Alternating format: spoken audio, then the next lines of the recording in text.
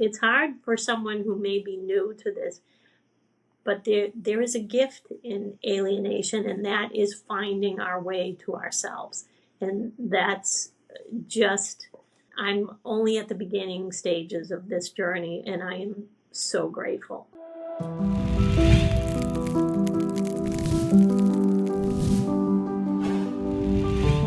Hi, my name's Lawrence Joss, and welcome to the Family Disappeared podcast. It is great to have you here today. And if you're new to the community, welcome. And if you're an old timer to the community, welcome. And if you're not sure what you are, welcome. And today we have the second half of our panel with folks that we consider newcomers, and a newcomer is just someone that's new to the community. And we're talking about different access points to the community, meetings. We're talking about the podcast too. We're talking about how our relationships have evolved and changed. And there's a really provocative question in there too, is like, if you could, would you wish you never had any kind of connection with parental alienation at all? And it's a tough one. So stay tuned, check it out. There's a bunch of great stuff in the show notes. There's our email address, familydisappeared@gmail.com. Send us our comments, requests of guests. If you know anyone that would be interested in being on the show, professionals, if you're someone that might be interested in being on a panel, let us know and we can see if that is a fit. And thanks for coming out to share a little bit of time with us today. It was so strange coming to community in the beginning and seeing people experiencing community in a completely different way than I was. I was really contracted. I was in pain. I didn't know what to do. I was confused. And there was people in the community that were having regular conversations. They were laughing. They were going out to dinner. They were going bowling. They were visiting each other. And the Zoom technology is a little bit different. People are in Zoom rooms. People are on text and email chains and telephone calls. But still, it was like I don't want any of that. I just want some relief.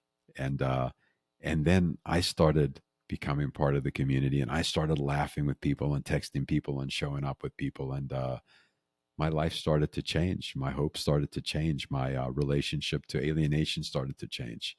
You know, I'm so grateful for the journey that I'm on, and it's hard. It's hard some days, and some days are wonderful too.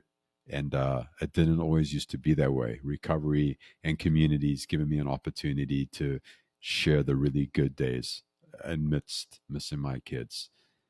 So we're going to jump into the episode. Thanks for coming along for the journey.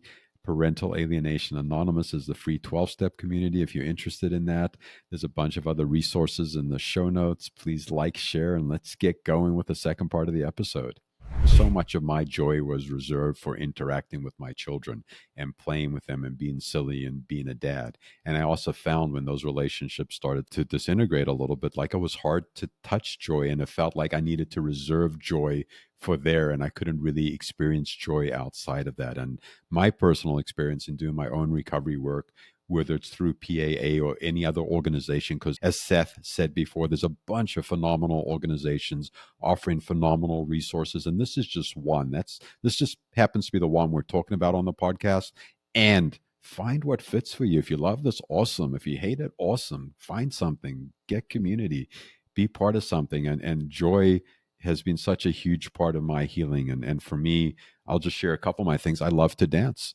I didn't start dancing until I started coming to 12-step group and just being free and moving and being silly and doing a lot of stuff within community where I'm just getting to express myself, which I didn't know how to do before I started going internal. So the joy just resonates greatly with. And there's also a couple really interesting things. Did anyone want to say anything else about joy? Something else coming up in any joy bubbles here before I move on to the next part? I don't want to discount anyone else's joy because I'm stuck in my own little bubble in a second.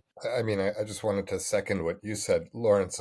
A lot of my joy over the past 12 and a half years of my life has been intimately tied with my son. He's a joyous being. He's a naturally a buoyant person. So I kind of relied on his consistent joy to buoy me in a lot of respects. And now I'm realizing that that's an unfair burden for anybody, especially a young child, to be responsible to, float that much weight, And now I'm kind of turning towards my own joy. So perhaps down the line I can meet his joy with my own joy. Wow, another profound statement, and I think this is really what we're talking about when we're talking about recovery and community is starting to see these little nuances where maybe we needed more in a situation, and we can see where we can resource ourselves. So in every relationship we have, we can show up more fully integrated, and that you're discovering your own joy and finding your own joy. Seth is, yeah, that's what it's about. That like if you're curious what 12-step means or what we're working on, that's it. What we're discussing now is finding joy. And that seems counterintuitive because you just want your child back, your grandchild back, or you just want a relationship with your parents or grandparents. But it's really about these little baby nuances that 1/360th of a degree turn, and it shifts stuff. Did you have anything else to add to joy, Mary, before we move on? That was very beautiful, Seth, and I think that you're exactly right. I mean, I have been a mother for 40 years, and y- having three children, it was just complete immersion in their lives and helping them grow and get their education and all the things that happen, driver's license, marriages, and now grandchildren. And you are completely immersed to the point that I forgot myself and what the things I hoped and dreamed for.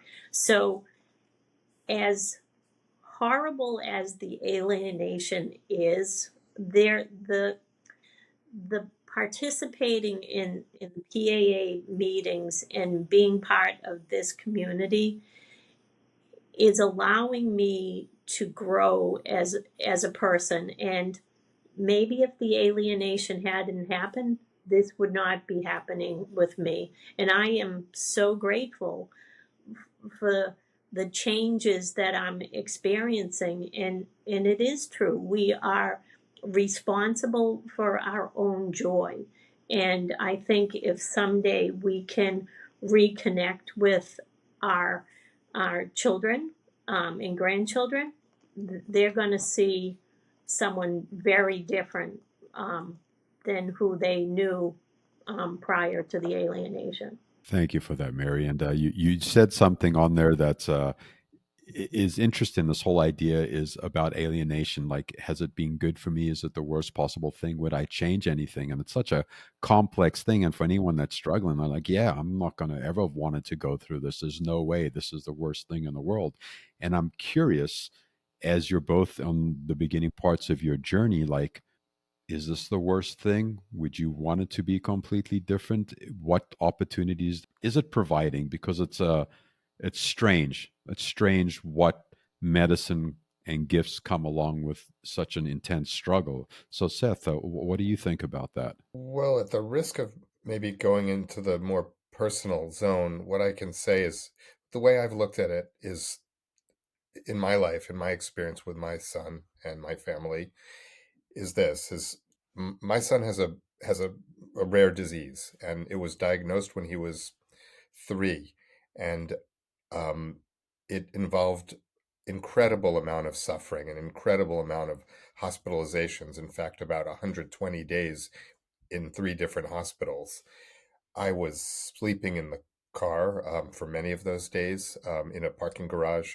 I had just come out of court where I had fought for joint custody. It was tremendously difficult time. This was, 9 years, more than 9 years ago. And when I look back over this past year and I think of those times where I was sleeping in the car, afraid for my son's life, advocating for his medical welfare, I almost wish that basically alienation is by order of magnitude in my life 10 or 20 times more difficult than that year of experience, emotionally, psychologically, spiritually. I don't think I wouldn't be able to overstate the impact that it's had on my life and my perspective. On the other hand, I wouldn't trade it for anything because it's really what was needed for me to grow. And I wish I could take it away from my son, of course, because it's so awful. But personally, I feel like, I don't know. I mean, it forces you to to have to grow. It forces me to have to grow, I should say. Yeah, no, it sounds like an incredible struggle with your child, and any parent going through that. Wow, well, what a thing to get through, and the magnitude of parental alienation and how much space and energy it takes up, and just is overwhelming without a doubt too. Yeah, and Mary, what about yourself? I know you mentioned briefly that it's been a good thing, but how do you feel about not having it versus having it? I agree with Seth and his his story on his son's health. And I thought there's been a few incidences in my life where you couldn't imagine, greater pain could occur. And my divorce was great pain, not expected. But I learned a lot about myself by getting divorced, and that's been more than 12 years ago. And then this pain of alienation comes, and it really is the worst thing. And Vanessa shared going to a grief group, and we have this we have an ambiguous loss of our children. Our children are still living and breathing, and so there's friends and family we know who have lost spouses and so on, and everyone talks to them, goes up to them, and says, "How you doing?" But I'm not sure I've had many family members come up to me and say, "How's your alienation going? How you feeling?" So that's why being part of PAA meetings, I am so grateful. I have met so many wonderful human beings from across the country and the world by it being on Zoom, and it alien it's hard for someone who may be new to this, but there is a gift in alienation, and that is finding our way to ourselves. And that's just I'm only at the beginning stages of this journey, and I am so grateful. Thank you for that, Mary and Seth. And it's a hard question to ask. Like, would I wish alienation didn't happen? And on the surface of it, yeah, like who wants that? That's just silly. Why? That seems like a dumb question to ask. And as the folks on the panel have shared, and my experience has been, is as I start to work on myself, my life starts to open up. I see the places that I wasn't integrated, the places that I was bringing family of origin coping mechanisms and putting that on my kids and my community and other people.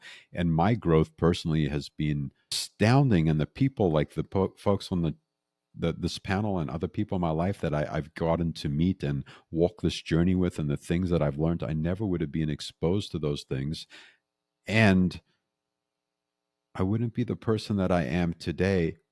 And I don't think the family system can heal unless there is an inflection point with someone in the family system doing the work. So then I'm thinking part of my gratitude is that I get to do the work, and it sucks. And I wish I didn't have to. I prefer sticking my head in the sand and continuing on with life. And I think that the generational family system has an opportunity to healing with people doing work. And the more of us that are doing this really intense firework, the better opportunity our kids have and our families have. And we're just going to take a cumulative breath here again, just to catch our breath from that, because that's a funky question. Whew. Okay, so switching gears a little bit again, we've heard different people on this podcast in the past, on this panel, myself, talk about relationships, and Vanessa actually mentioned this before she had to sign off, was that during meetings, on the chat, private messaging, telephone calls, emails, in person get togethers, like that is like a huge part of community. And let's start with you first, Seth. What does that part of the community look like? Like, who's reached out to you? How's that shifted your connection and trajectory in the program and outside of the program? What does it look like connecting with people? And is that part of your life? Yeah, definitely. It definitely is. Within, I think on the third meeting, someone was more senior, and had a good sense of humor reached out to me directly and kind of reeled me in, made me welcome, and reinforced that I was in the right place. So I continued to show up, and then I needed some advice, related to my son visiting his grandparents, my parents, and someone in the group was able to turn me towards a wonderful resource that helped my mother handle my son in her early understanding of what alienation is.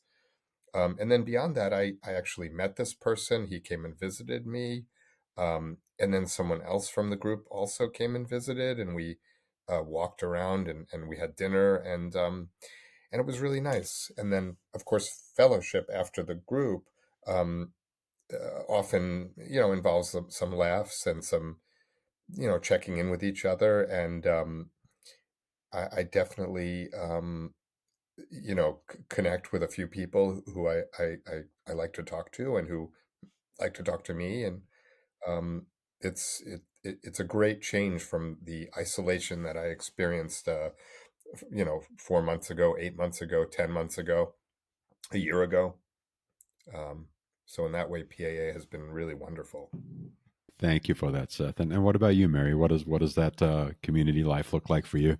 Not only do I attend the PAA meetings, I am also part of a pod, and um, because there's such a need, they've created pods versus a one-on-one sponsor, and I really like the pod, because there were six of us to start, and three females, three males, and there's five of us now, and we've been meeting since January, and we're on step two, and it's June. I mean, it is not one of those processes that is going to happen quickly. It's taking its time.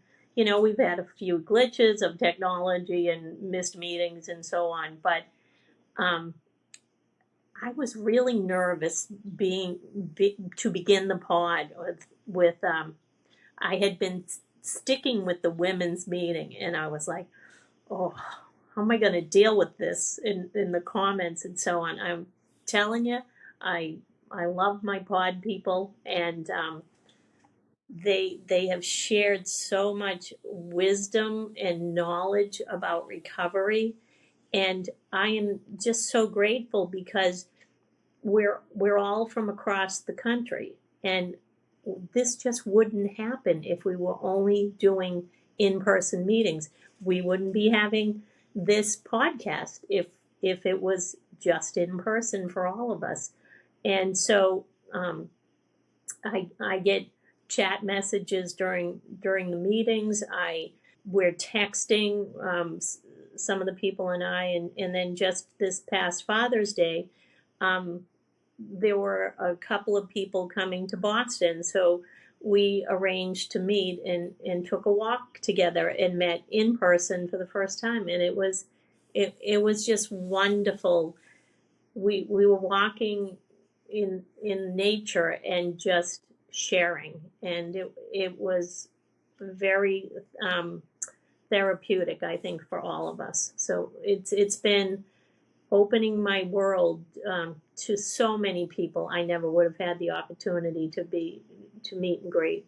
Thank you for that. And we are a worldwide organization, and there's people from all the states, and there's people from different countries, and all our meetings in the community are online, and there are different little groups that meet up and chat and get to spend some time together. And I have some friends that come and visit every year, and I go visit different people, and it feels really good to have community and people to reach out to that understand, and to be silly, and to be silly with, and to play with, and to feel joy with. Like, it's not just about this like heaviness. Like, initially I think a lot of us want to share our story, and then we go, oh, I'm not alienation, I'm not estrangement, I'm Lawrence, and I'm silly and goofy and sometimes annoying, and sometimes people like me and sometimes they don't, and we get to bring every part of us instead of just getting stuck in the trauma and stuck in the secondary trauma and stuck in the story. So it's an incredibly spacious and beautiful process of community. And this community is wonderful, and there's other communities that offer a tremendous amount of support and love as well. And I also just wanted to be a little bit explicit about something that's been brought up a couple times in this podcast, and we've used the word pods.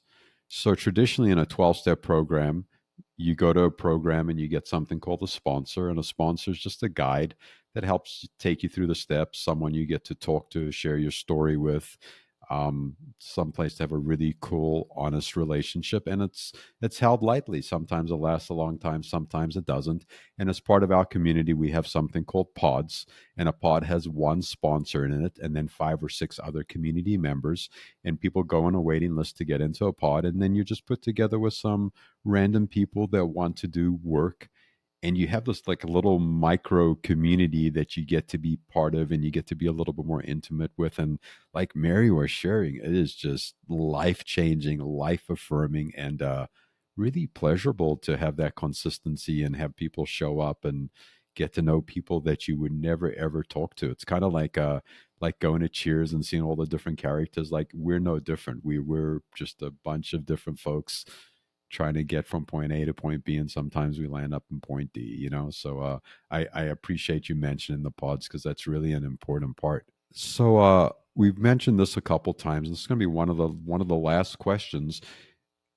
And I, I know so much of the pain that we come in here and the dysregulation, and then we go out and we have relationships with our bosses, with the attorneys, with the therapists, with all these other stakeholders in our lives.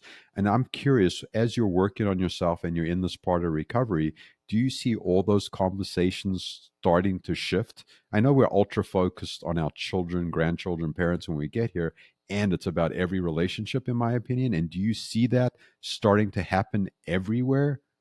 Everything starting to change? And let's start with you first, Mary. I see you nodding your head, so let's go there. Yeah, I think the recovery is crossing around every aspect of my life. I don't have to go to my sisters anymore and tell them all my sadness. They do carry their own sadness, and in their own ways, as aunts and great aunts to my daughter and grandchildren. And so there's a collective grief that we were experiencing, and now I didn't ask them to intervene for me and do anything. It would just be like they'd be checking on me. And now it's like, now we're having regular everyday conversation. How was work? What are you having for dinner? How's the garden looking? There's been a shift, and I I also realize that when you work with people, there's different opinions, and I don't have to engage them in those differences. I can just listen to them and hear them out, and in my mind agree to disagree, and then go on with my day. I don't have to absorb the negativity that if I don't want to. So the tools that I'm learning in recovery are crossing all aspects of my life. And as I had mentioned before, my oldest said to me, Mom, there's something different about you. And I let it go. I didn't have to dig in and find out what it is. I was at great peace to hear that comment. So it is it's happening, and it's happening without me fully realizing it. But it is. It's across my life that things are changing. Thank you for that, Marion. And I heard you say space, like it's creating space. You working on your own internal ecosystem and emotional sobriety, I would say, is creating space to actually have relationships. So that's what I heard you say. Yeah, and that's really profound, because this takes over everything, and then we don't have relationships. At least I didn't have relationships, and that's a real wonderful gift that you don't know you're going to get out of working on yourself, whether it's in this kind of community or a different kind of community. And what about for you, Seth? How is it affecting other relationships in your life? I would say subtly and profoundly at the same time. And I liked what you said about emotional sobriety, because I feel like maybe most of my life, but especially with this past year where I lost contact with my child with alienation, I've come to realize that, while I'm not necessarily addicted to, I'm no longer smoking cigarettes, so that addiction is taken care of. Um, but the addiction that I might have is an addiction to emotional charge and colorful or dramatic narrative stories. So what I've found is that I mean, through recovery, I've learned that if what I'm doing doesn't lead me to either a calm place where I can practice clear thinking, or to an energized place where I can exercise, make sane choices, also make sane choices and decisions, then I notice that it's heading into a story that I don't want to add to, and I don't want to feed with energy, energy that's kind of ill spent. Um, I mean, I can illustrate like just something that happened in the moment in terms of relationships. While I have no contact with my son except through, it's all, I mean, I think with parental alienation, there's a lot of third partying involved, and that can be very frustrating for me, where I once had a very direct, like heartfelt connection with my son. Now it's through other people. And his godfather just messaged me about seeing him um, in a few weeks, seeing my son. And whereas maybe months ago I would have held this guy, this old friend, hostage with my story about victimhood, alienation, concern for my son, psychology, stuff like that, I was able to simply respond to him when he said, "Looks like I'm seeing your son." I was able to simply respond, "Awesome, have a great time." Keeping it simple.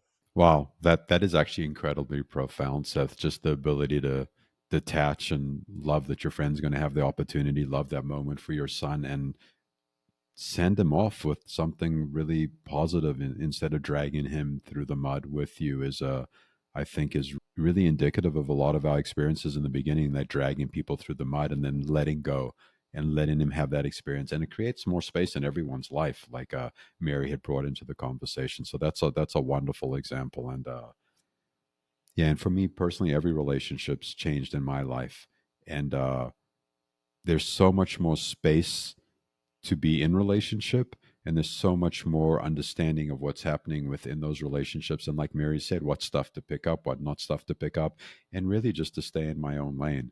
So what a great show, and I'm gonna ask each of you just to take maybe a minute or so just to wrap up, if there's any last thought you'd like to share or anything you'd like to say to anyone out in the community that's new, not new, yeah, pretty much anything. So let's start with you, Seth. Just give us a minute or so of signing out and any last words you'd like to share. I guess I would encourage people to who are listening and new, or trying to get a foothold in their recovery, to listen to the others in the group, and spend some time listening, and maybe even taking some notes and seeing what rings true, um, and what resonates, and making self-care a priority, and even very little things that you can say are good for you, whether it means drinking a little more water, or stretching, or you know going outside when you don't want to, but it would benefit you to have some fresh air. um, Simple choices and gentle approach towards self-compassion and healing. Thank you, Seth. And you, Mary? I would say, and I hated this saying when it was said, and I've heard it over and over. It's not it's not a sprint, it's a marathon. I'm like, what are you talking about? And so I used to be a runner, and now I understand. We're not going to finish this race, like a 10K. It's going to take 26 miles, and it's this journey, and we have to just come to the meetings. Don't give up on one or two meetings. Just keep coming. And if you need to be silent, be silent. If you need to speak, speak. And then be kind to yourself. Give yourself grace. Talk to yourself as kindly as you would talk to your alienated child with love and unconditional love, and just hold both the acceptance of this alienation on one side of yourself, and keep your foot in hope. Because I've heard you say over and over again, Lawrence, and I love it, I'm still a dad. Well, I'm still a mom. I may be alienated from my daughter and my grandchildren, but I am still a mom every day, and I am still a grandmother. And I live with that hope that someday, we'll have a relationship. Thank you for that, Mary, and a wonderful reminder to us all. We're still parents, grandparents, family members, and the work that we're doing here is profound and beautiful, that we can show up and continue to fill in those roles, and they look different than the movies and the stories and what our expectations were. And with that, thank you both for being here. Thank you, Vanessa, for being here, for the part you're able to stay on, and I really appreciate it, and I hope to see you around the rooms or around the community somewhere sometime soon. Thank you, Lawrence. Thanks very much. Good to be with both of you, and Vanessa too. Wow. Wow, wow. That was a good show and some good conversations, and nice to have some different faces on the podcast. And yeah, we want to have as many faces and diversity as possible. So we're really looking for anyone that's interested in representing themselves in different parts of the community to be on the podcast, because we definitely need to expand our diversity. So if you're interested, please let me know. familydisappeared@gmail.com. And thanks for coming along for the show today. I had a bunch of great aha moments, people talking about just the family members saying, hey, wow, it looks like you changed.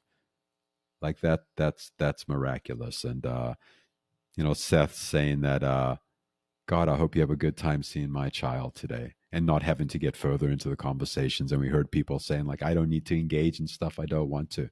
And I'm resourced in my community. I don't have to continuously try to put the stuff on family members or other friends or people that don't necessarily understand. So there's so many wonderful takeaways in the show. And thank you for coming along for the journey.